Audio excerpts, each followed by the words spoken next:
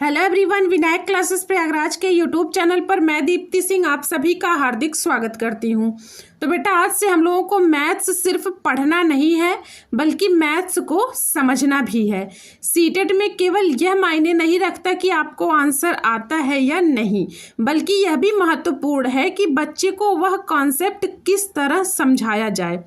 हमारी क्लास में आज हम लोग हर क्वेश्चंस को 3 तरीके से समझेंगे। पहला है कॉन्सेप्ट क्या है, दूसरा है कि सही आंसर क्यों है, और तीसरा बाकी ऑप्शंस गलत क्यों है, हम ये भी देखेंगे। और मैं चाहती हूँ बेटा कि आप लोग हर क्वेश्चंस को पहले खुद अटेम्प्ट करिए, क्योंकि जो सवाल हमें सोचने पर मजबूर करता है वही हमारी तैयारी को भी मजबूत करता है। तो पेन और नोटबुक को तैयार रखिए, क्योंकि आज की क्लास में हम लोग मैथ्स के साथ साथ सीटेट की सोचने वाली अप्रोच को भी सीखने वाले हैं। तो चलिए बिना देर किए हुए हम अपने आज के क्लास की शुरुआत करते हैं। तो आज की क्लास का ये रहा हम लोगों का पहला प्रश्न। प्रश्न कह रहा है कि निम्नलिखित में से कौन सी आकृति 4 भुजाओं वाली है। ऑप्शन ए है त्रिभुज, बी है वृत्त, सी है चतुर्भुज और डी है अर्धवृत्त। अब यहाँ से देखिए, सबसे पहले त्रिभुज की बात करते हैं। तो त्रिभुज जो है वो 3 भुजाओं वाली आकृति होती है। 3 भुजाओं वाली बंद आकृति को क्या कहते हैं? त्रिभुज कहते हैं। इसमें 3 भुजाएं होती हैं और 3 शीर्ष होते हैं। शीर्ष का मतलब क्या होता है? कोना। ये देखिए, एक कोना ये रहा, दूसरा ये और तीसरा ये। त्रिभुज में 3 भुजाएं होती हैं और 3 शीर्ष होते हैं। प्रश्न में बात कर रहा है 4 भुजा की, तो 3 भुजा वाला तो हमारा होगा नहीं, यानी ऑप्शन ए हमारा गलत हो गया। अब बात करें वृत्त की, तो वृत्त में कोई सीधी भुजा या कोना नहीं होता है, इसकी सीमा वक्र होती है। वृत्त कैसे होता है? एक वक्र होता है। तो इसमें ना तो कोई भुजाएं होती हैं और ना ही कोई शीर्ष होता है। तो ऑप्शन बी भी हमारा गलत हो गया। अब आगे बात करते हैं ऑप्शन सी चतुर्भुज की। अब चतुर्भुज में देखिए, चतुर्भुज में क्या होता है? ये आकृति हो गई हमारी चतुर्भुज की। तो चतुर्भुज 4 भुजाओं वाली बंद आकृति को चतुर्भुज कहते हैं। उदाहरण के लिए जैसे वर्ग हो गया, आयत हो गया, ये सब चतुर्भुज के उदाहरण हैं। तो 4 भुजाओं वाली बंद आकृति को क्या कहते हैं? चतुर्भुज कहते हैं। अब प्रश्न में देखिए, हमसे पूछ रहा है कि 4 भुजाओं वाली आकृति को क्या कहते हैं? तो 4 भुजाओं वाली आकृति को चतुर्भुज कहते हैं। इसलिए ऑप्शन सी हमारा बिल्कुल सही जवाब हो जाएगा। अब ऑप्शन डी की बात करें तो ऑप्शन डी अर्धवृत्त दिया है। अब अर्धवृत्त का अर्थ होता है कि वृत्त का आधा भाग। ये वृत्त का आधा भाग, यही हमारा अर्धवृत्त होता है। इसमें एक वक्र सीमा और एक सीधी सीमा होती है। इसमें एक सीधी सीमा और एक वक्र सीमा होती है। तो अर्धवृत्त में भी 4 भुजाएं नहीं होती है, इसलिए हमारा अर्धवृत्त भी गलत हो जाएगा। सबसे सही आंसर होगा कि 4 भुजाओं वाली बंद आकृति कौन सी होती है? तो वह चतुर्भुज होती है। अब प्रश्न संख्या 2 की तरफ चलते हैं। 2 क्या कह रहा है?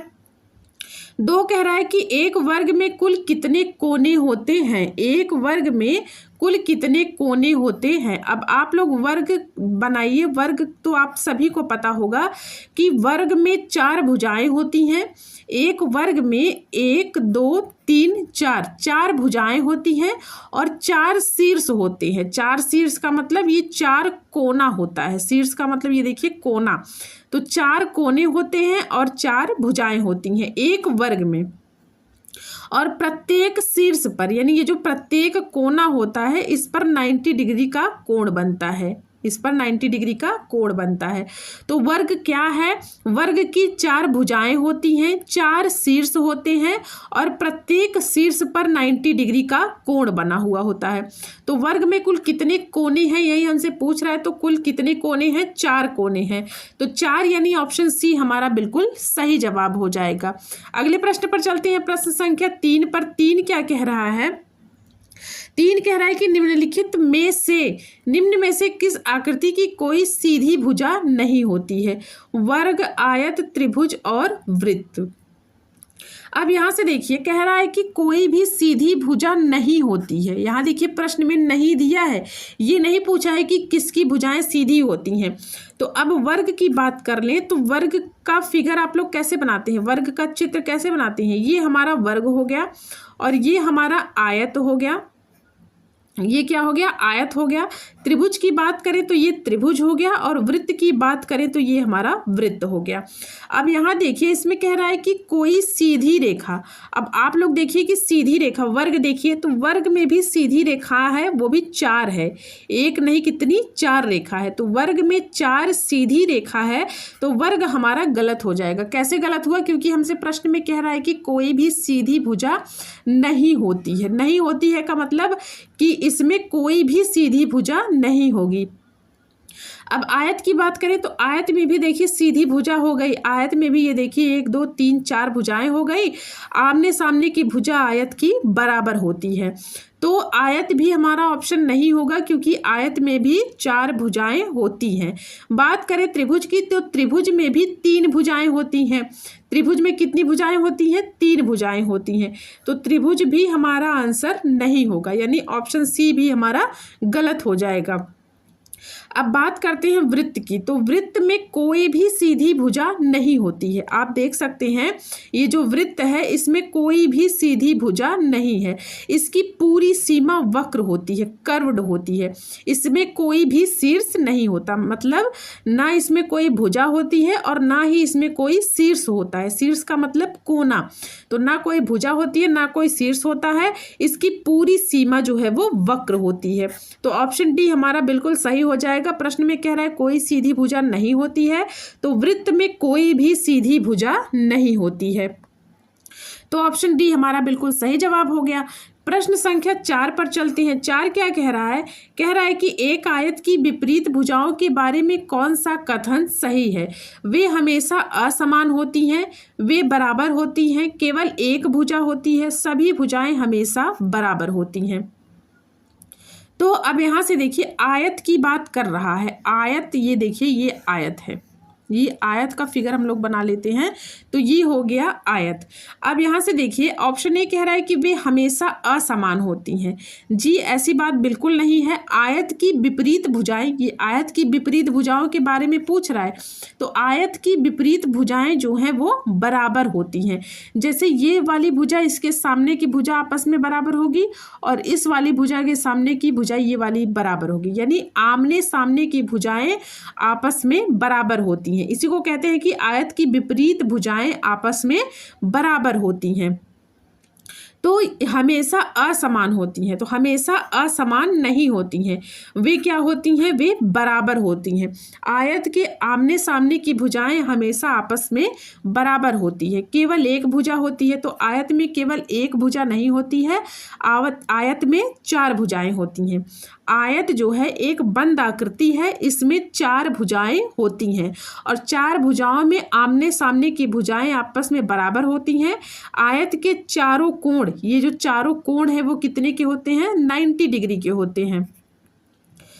तो केवल एक भुजा होती है, ये गलत हो जाएगा, क्योंकि आयत की 4 भुजाएं होती हैं। अब ऑप्शन डी की बात करें, कह रहा है कि सभी भुजाएं हमेशा बराबर होती हैं। तो आयत की सभी भुजाएं बराबर नहीं होती हैं, ये वर्ग की विशेषता है। वर्ग की सभी भुजाएं आपस में बराबर होती हैं। आयत की भुजाएं बराबर हो ये आवश्यक नहीं है, लेकिन हाँ ये आवश्यक जरूरी है कि आयत की आमने सामने की भुजाएं आपस में बराबर होती हैं। तो ऑप्शन डी भी गलत हो गया। सबसे सही और सबसे सटीक आंसर कौन सा हो जाएगा, ऑप्शन सी की ऑप्शन बी कि वे बराबर होती हैं, यानी आयत की विपरीत भुजाएं जो हैं वो आपस में बराबर होती हैं। तो ऑप्शन बी हमारा बिल्कुल सही जवाब हो जाएगा। प्रश्न संख्या 5 पर चलते हैं। 5 क्या कह रहा है, 5 कह रहा है कि यदि कोई बच्चा अपने सामने रखी वस्तु के दाईं ओर खड़ा है, जैसे मान लीजिए ये कोई वस्तु रखी हुई है और ये बच्चा दाहिनी ओर खड़ा है, ये बच्चा है वो दाहिनी ओर खड़ा है, तो कह रहा है कि तो वस्तु बच्चे के किस ओर होगी। अब यहाँ से प्रश्न को ध्यान से देखिएगा। कह रहा है कि कोई बच्चा है अपने सामने रखी वस्तु के दाईं ओर खड़ा है, ये उसके सामने कोई वस्तु रखी हुई है और बच्चा इसके दाहिनी ओर खड़ा है। तो अब ये जो बच्चा खड़ा है, अगर इसको पॉइंट रखें तो ये वस्तु किस तरफ होगी, किस दिशा में होगी, तो बच्चे से वस्तु बाएं दिशा में होगी। जब वस्तु के दाहिने बच्चा खड़ा है तो बच्चे के बाएं जो है वो वस्तु होगी। तो हमारा आंसर कौन सा हो जाएगा? ऑप्शन बी की वो वस्तु जो है वो बच्चे के बाईं तरफ होगा। तो ऑप्शन बी हमारा बिल्कुल सही जवाब हो जाएगा। प्रश्न संख्या 5 पर चलते हैं। 5 कह रहा है कि एक बच्चा उत्तर की ओर मुंह करके खड़ा है, वह पहले दाईं ओर मुड़ता है और फिर दोबारा दाईं ओर मुड़ता है। अब उसका मुंह किस दिशा में होगा? अब यहाँ से देखिए, अब आप लोग ये प्रैक्टिकली करिए। अगर आप लोग उत्तर दिशा की तरफ मुंह करके खड़े हैं, जैसे ये दिशा होता है, यहाँ से देखिए ये पूर्व हो गया, ये पश्चिम हो गया, ये ऊपर उत्तर होता है और ये नीचे दक्षिण होता है। अब यहाँ से देखिए ये कोई बच्चा खड़ा हुआ है, वो उत्तर की तरफ मुंह करके खड़ा हुआ है। अब आप लोग इसको प्रैक्टिकली करिएगा। आप लोग उत्तर दिशा की तरफ मुंह करके खड़े होइए और फिर अपने दाएं घूमिए। ये आपका दायां है और ये आपका बायां है। ये आपका कौन सा है? दायां अंग है और ये बायां है। तो उत्तर की तरफ मुंह करके आप खड़े हैं। जब आप अपने दाएं मुड़ जाएंगे तो जाहिर सी बात है कि आप अपने पूर्व दिशा की तरफ मुंह कर लेंगे, यानी आपका चेहरा जो है वो पूर्व दिशा की तरफ चला जाएगा। आप उत्तर दिशा की तरफ चेहरा करके खड़े हुए हैं अपना मुंह करके। जब आप अपने मुंह को दाईं तरफ घुमा देंगे तो आप पूर्व दिशा में मुंह हो जाएगा, आपका चेहरा जो है वो पूर्व दिशा में चला जाएगा। अब वापस से कह रहा है कि फिर दोबारा दाईं ओर मुड़ता है। जब आप उत्तर दिशा में मुंह करके खड़े हुए थे तो आप दाईं ओर मुड़े, तब आप पूर्व में पहुंच गए। अब आप पूर्व दिशा में मुंह करके खड़े हुए हैं, तो जब पूर्व दिशा में मुंह करेंगे तो ये नीचे वाला आपका दाएं होगा और ऊपर ये बायां होगा। आप लोग पूर्व दिशा में मुंह जब कर देंगे तो ये वाला भाग नीचे वाला आपका दायां होगा और ऊपर वाला बायां होगा। वापस से जब आप दाहिने घूमेंगे तो आप सीधा दक्षिण दिशा में पहुंच जाएंगे। आप किस दिशा में पहुंच जाएंगे? दक्षिण दिशा में पहुंच जाएंगे। तो अब कह रहा है कि अब उसका मुंह किस दिशा में होगा? तो अब उसका मुंह किस दिशा में होगा? दक्षिण दिशा में होगा। इसको आप लोग प्रैक्टिकली करिएगा, आपको ज़्यादा समझ में आएगा। आप पहले पूरब दिशा की तरफ मुंह करके खड़े होइए, उसके बाद आप अपने दाहिने मुड़ेंगे तो आप पूरब दिशा की तरफ आपका चेहरा हो जाएगा। फिर से जब आप लोग दाहिने मुड़ेंगे तो आपका चेहरा दक्षिण दिशा में चला जाएगा। यानी अब आपका चेहरा किस दिशा में है? तो अब आप दक्षिण दिशा में खड़े हुए हैं चेहरा करके। तो ऑप्शन बी हमारा बिल्कुल सही जवाब हो जाएगा। अगले प्रश्न की तरफ चलते हैं, प्रश्न संख्या 7 की तरफ। 7 कह रहा है कि एक घन में कितने फलक होते हैं? अब सबसे पहले ये देखिए, ये हमारा घन हो गया, ये हमारा क्या हो गया? घन हो गया। ये हो गया हमारा घन। अब ये घन हो गया तो इसमें कह रहा है कि फलक कितने होते हैं। अब समतल फलक की बात करें तो टोटल 6 फलक होते हैं, वो भी वर्ग के आकार के होते हैं। 6 कैसे होते हैं? आप लोग लूडो डाइस देखते हैं, लूडो डाइस में 1 से 6 तक की संख्याएं होती हैं। तो 1 से 6 तक की संख्याएं होती हैं तो 6 वर्गाकार फलक होते हैं कि नहीं होते हैं?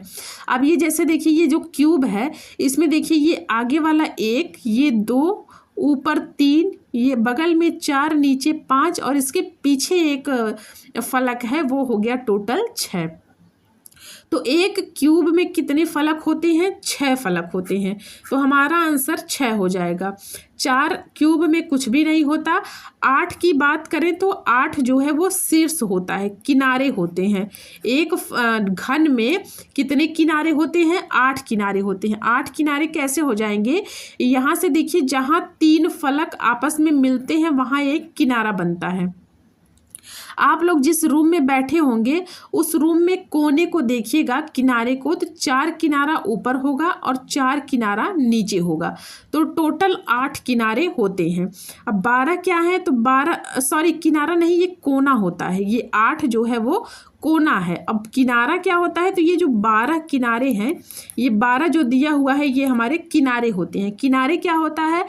जब 2 फलक आपस में मिलते हैं तो ये जो लाइन बनती है यही हमारा किनारा होता है।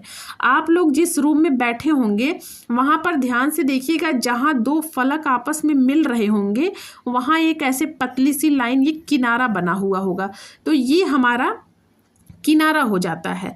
अब 4 दीवार है आपके आसपास में, तो 4 दीवार के 4 कोने ये हो गए, 4 कोने ये ऊपर कोना नहीं, सॉरी, किनारा है ये। 4 किनारे ये ऊपर वाले हो गए और 4 किनारा ये नीचे वाला हो गया। तो टोटल कितने किनारे हो गए? 12 किनारे हो गए। अब लास्ट में आप लोग ध्यान से सुनिएगा, 6 फलक होते हैं, ये 6 वर्गाकार फलक होते हैं। लूडो डाइस में 1 से 6 तक की संख्याएं होती हैं, तो वो 6 फलक हो गए। कोने की बात करें तो 8 कोना होता है, 4 कोना ऊपर और 4 कोना नीचे। किनारे की बात करें तो टोटल 12 किनारे होते हैं। चारों दीवारों में 2 फलक के बीच में एक जो लाइन पड़ी होती है वही हमारा किनारा होता है। तो चारों दीवारों में 4 किनारे, 4 ऊपर और 4 नीचे। तो 4 4 8 4 3 12, यानी 12 जो है वो किनारा हो गया। यहाँ बात कर रहा है फलक की, तो टोटल फलक कितने हैं? 6। ऑप्शन बी हमारा बिल्कुल सही जवाब हो गया। 8वें प्रश्न पर चलते हैं। 8वां प्रश्न क्या कह रहा है? प्रश्न 8 कह रहा है कि निम्नलिखित में से कौन सी वस्तु बेलन सिलेंडर के आकार से सबसे अधिक मिलती जुलती है? अब यहाँ से देखिए, ये गेंद है, पासा है, पानी की बोतल है और पतंग है। अब यहाँ से गेंद की बात अगर करें तो गेंद जो है वो गोले जैसी आकृति है। गेंद क्या है? लगभग गोले जैसी होती है। तो यह एक स्फीयर है, इसे आप सिलेंडर यानी बेलन नहीं कह सकते। तो ऑप्शन ए तो हमारा गलत हो गया। पासे की बात करें तो पासा, अभी मैंने आपको बताया कि पासा जो है वो घन के आकार का होता है। पासा कैसा होता है? घन के आकार का होता है। लूडो डाइस में आपको बताई हूं ना अभी, तो लूडो डाइस हमारा किसके आकार का होता है? घन के आकार का होता है। तो ऑप्शन बी भी हमारा गलत हो गया। अब बात करते हैं पानी की बोतल की। तो पानी की बोतल देखिए, वो लगभग बेलन के आकार की होती है। बेलन के आकार की कैसे होती है? इसका ऊपरी और निचला सिरा जो है वो गोल होता है और बीच में लंबा होता है। ये बोतल कैसे होता है? बोतल कुछ इस आकार का होता है ना, ये ऐसे ही तो बोतल होता है। ये इसका ढक्कन हो गया। तो बोतल जो है वो बेलन के आकार का होता है और इसका ऊपरी और निचला सिरा ये थोड़ा सा गोले का आकार का होता है और बीच में ये लंबा होता है। तो बेलन की आकार से सबसे अधिक मिलती जुलती वस्तु कौन सी है?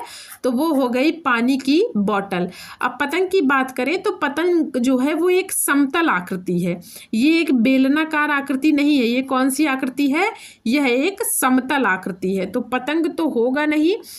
इस प्रश्न का सबसे सही और सबसे सटीक आंसर हो जाएगा ऑप्शन सी, पानी की बोतल। प्रश्न संख्या 9 पर चलते हैं। 9 क्या कह रहा है? 9 कह रहा है कि यदि एक बच्चा कक्षा में शिक्षक के सामने बैठा है और शिक्षक बच्चे के सामने बैठा है। यहाँ देखिए, ये कोई शिक्षक है, ये शिक्षक बैठा हुआ है और यहाँ एक बच्चा बैठा हुआ है।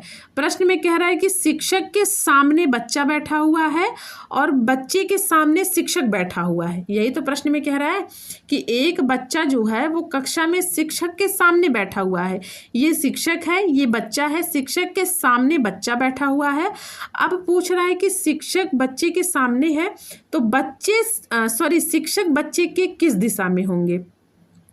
ये शिक्षक है, ये बच्चा है। तो शिक्षक जब बच्चे के सामने बैठा है तो जाहिर सी बात है कि बच्चे के सामने भी शिक्षक होगा। ये आमने सामने दोनों बैठे हैं ना।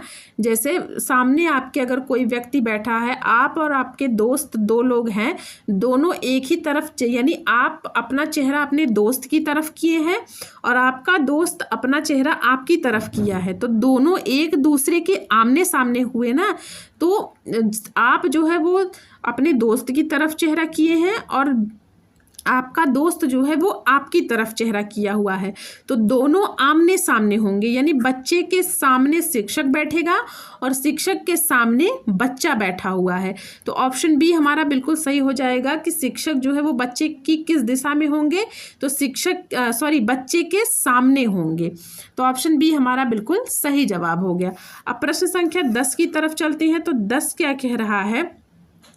अब यहाँ से देखिए, 10 कह रहा है कि एक आकृति को आधा मोड़ने पर उसके दोनों भाग एक दूसरे पर पूरी तरह मिल जाते हैं। ऐसी आकृति में किस गुण की संभावना है? ऑप्शन ए कह रहा है कि सममिति यानी सिमेट्री, ऑप्शन बी कह रहा है कि केवल घुमाव, ऑप्शन डी कह रहा है केवल लंबाई और ऑप्शन केवल घुमाव, केवल लंबाई और ऑप्शन डी कह रहा है केवल, यहाँ क्षेत्रफल हो जाएगा, केवल क्षेत्रफल।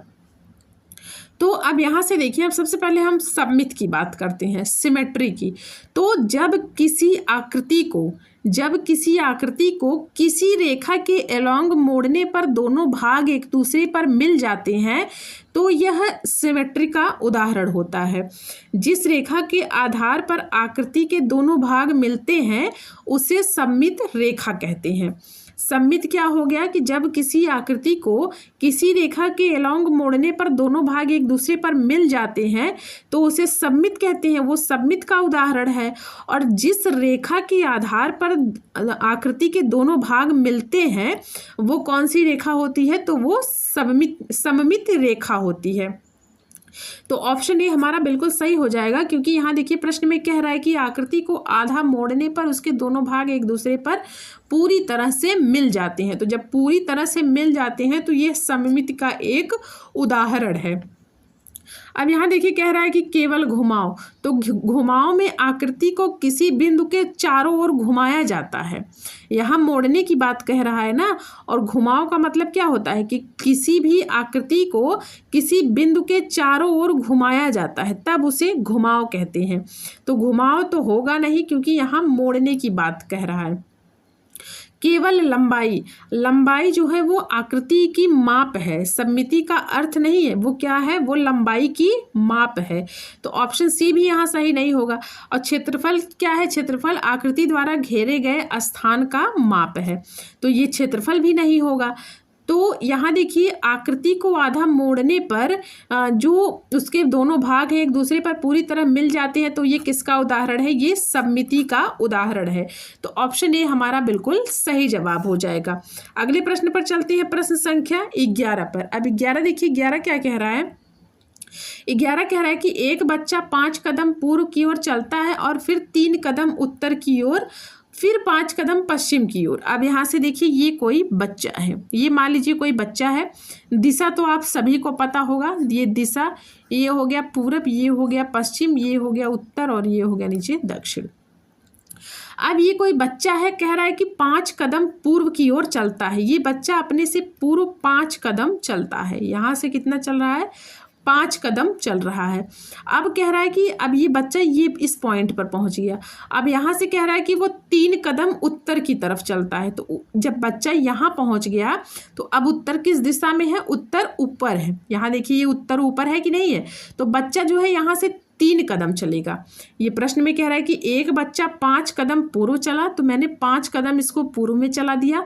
फिर कह रहा है कि अब यहाँ से बच्चा 3 कदम उत्तर जाएगा। 3 कदम उत्तर जब चला गया तो बच्चा यहाँ पहुँच गया।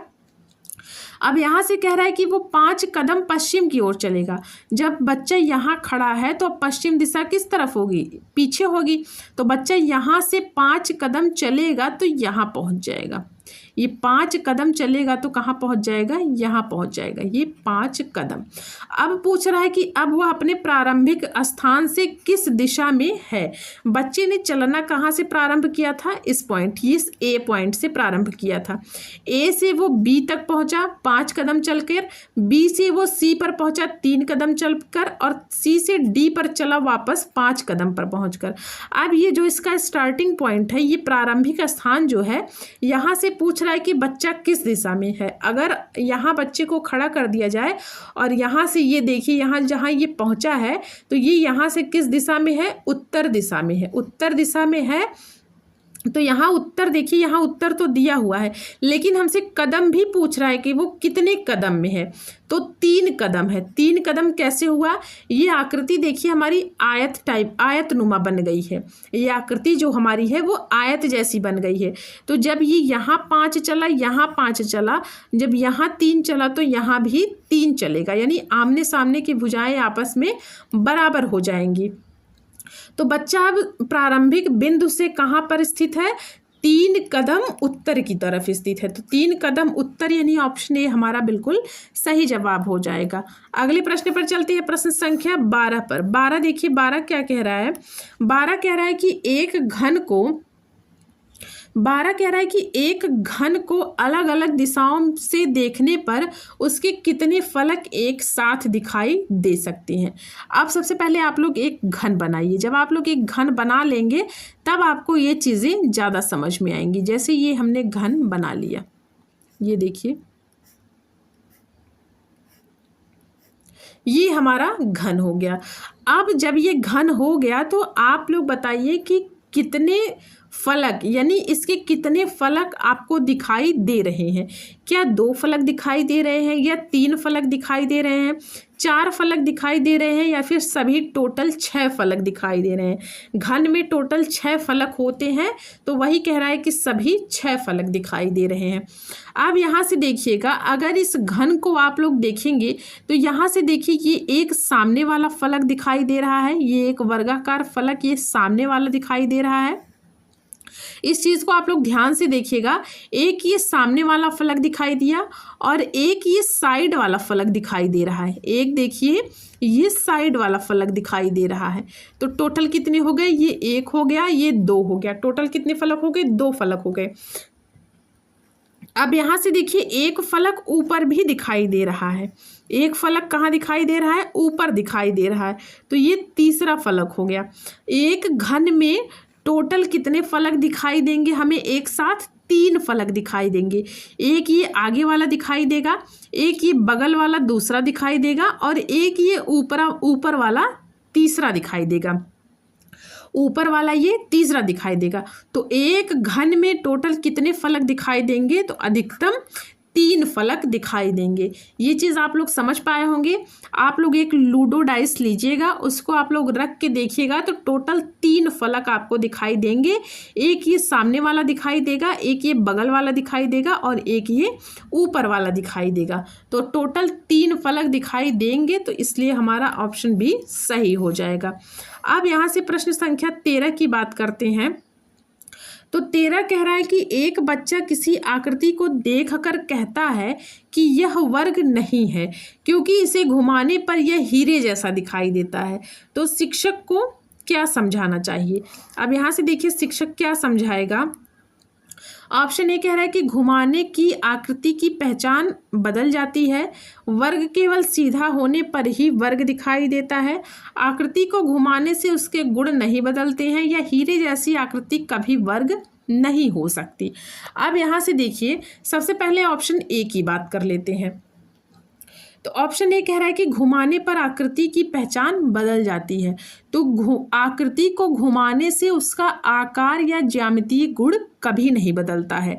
कोई भी आकृति आप लीजिए, आप लोग जैसे लूडो डाइस लेते हैं, वो एक क्यूब आकृति का है, वो एक घन के आकार का होता है। तो जब आप लोग उसको घुमाते हैं, जब उसको गिराते हैं, तो क्या उसकी आकृति बदल जाती है?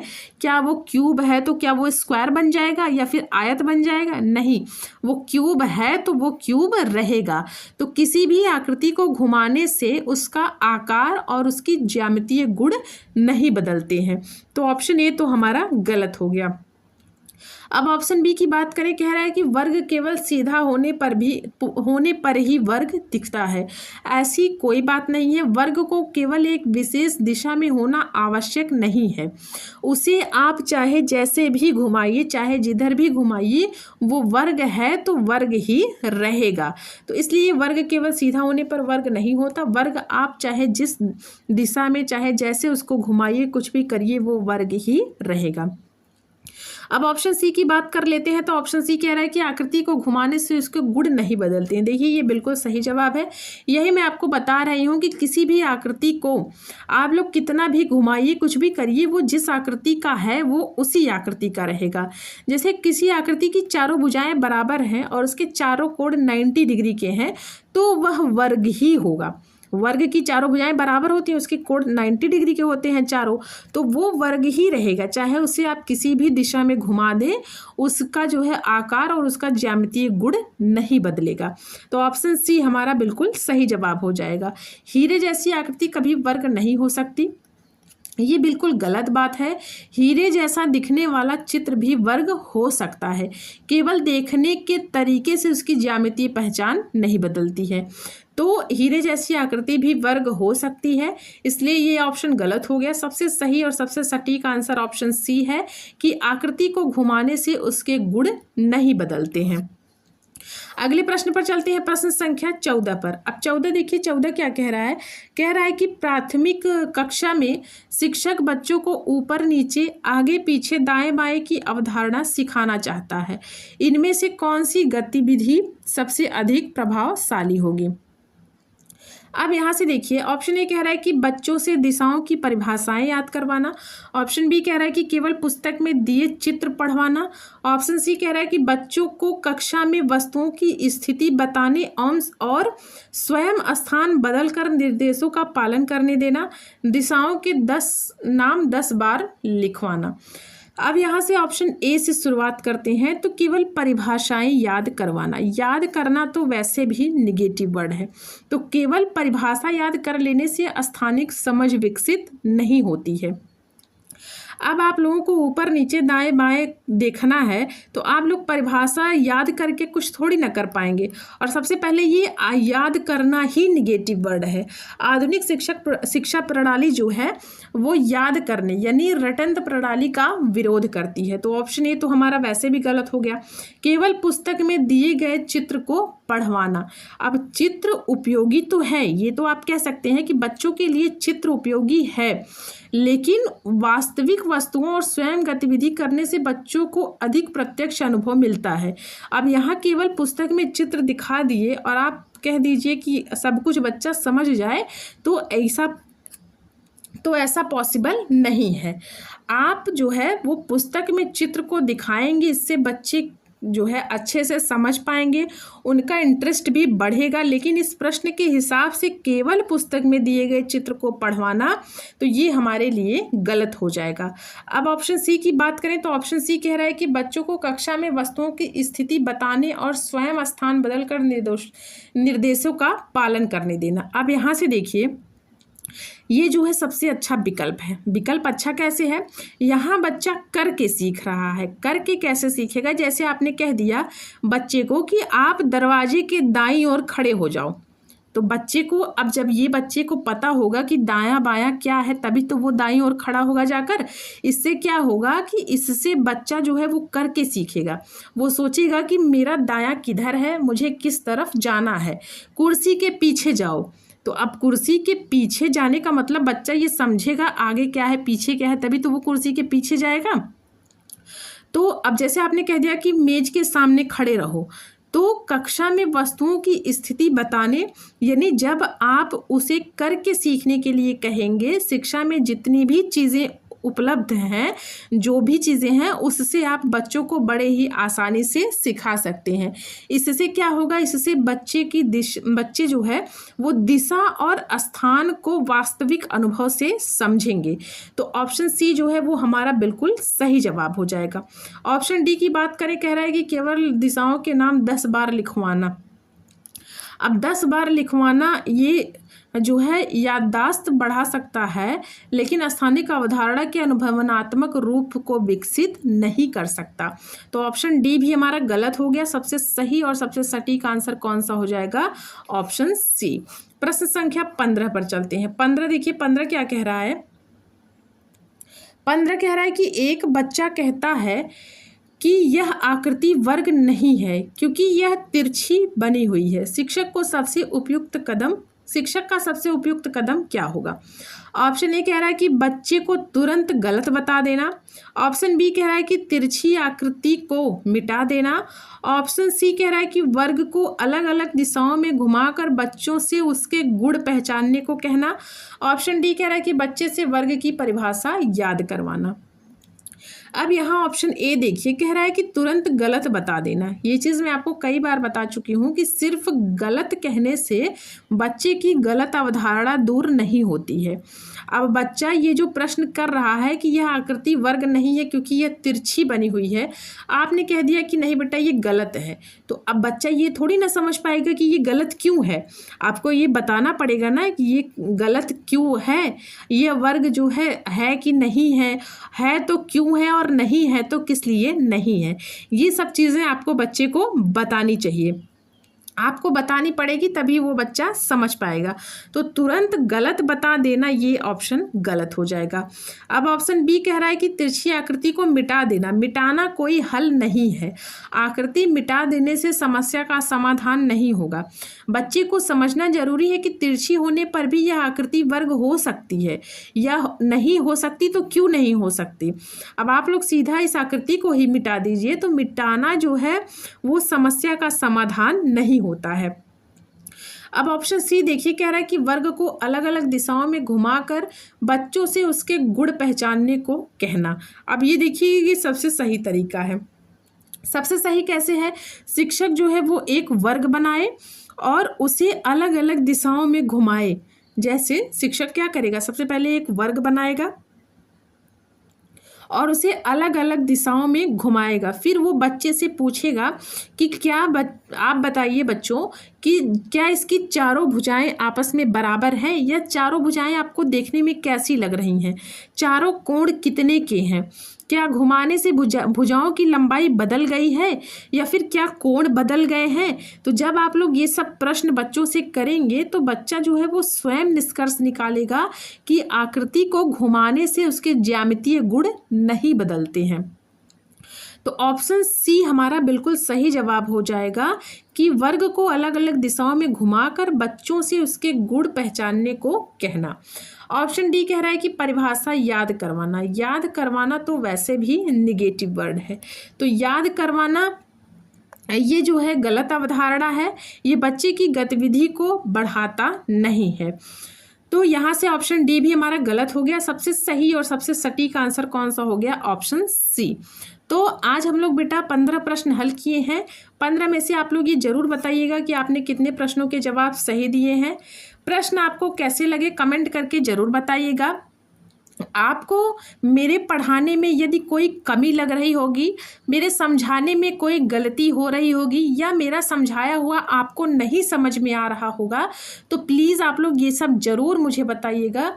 जो चीज़ें आपको नहीं समझ में आएंगी वो मैं दोबारा समझाने का प्रयास करूँगी। एक विधि से आप नहीं समझ पाएंगे तो मैं उसको दूसरे विधि से समझाने का प्रयास करूँगी। लेकिन आप लोग जो भी चीज़ें आपको नहीं समझ में आ रही हैं, आप वो सब चीज़ें मुझे ज़रूर बताया करिए। क्लास आपको कैसी लगी ये भी हमें कमेंट करके जरूर बताइएगा। अगर आपको मेरी वीडियो अच्छी लगी होगी तो वीडियो को एक लाइक जरूर करिएगा, अपने दोस्तों के पास शेयर जरूर करिएगा, और अगर आप इस चैनल पर नए हैं तो चैनल को भी सब्सक्राइब जरूर कर लीजिएगा। तो चलिए बेटा, आज के लिए इतना ही। मिलती हूँ एक नई वीडियो में एक नई जानकारी के साथ। आप सभी का बहुत बहुत धन्यवाद।